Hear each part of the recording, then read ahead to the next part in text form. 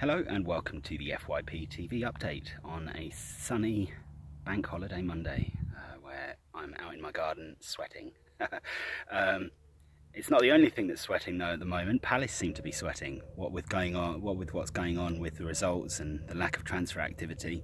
It seems that all of this kind of difficulty that we've started the season with has come to a point where the manager and the board are going to be holding crisis talks about his future and about his tactics perhaps.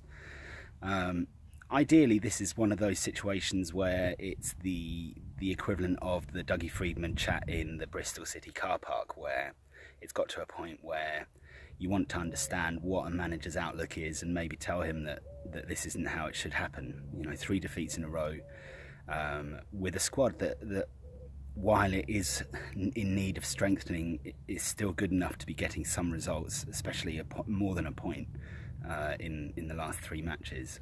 Obviously the Liverpool performance, given how they hammered Arsenal yesterday, is a sign that perhaps things aren't so bad as they may seem, but it really, the Swansea game and the outcome in that match really would have disappointed a lot of people, especially the chairman. However, there is mitigation, and I think it's fair to say that Frank de Boer would be frustrated with Palace's lack of transfer activity.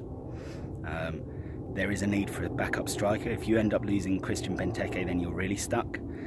There's a need for a goalkeeper, because it's so clear that if you watch that Umaxit video about de Boer's tactics, it's so clear that a goalkeeper who is able to distribute quickly and efficiently is the kind of goalkeeper that you need, and unfortunately in Wayne Hennessy and Julian Speroni we don't have either of those.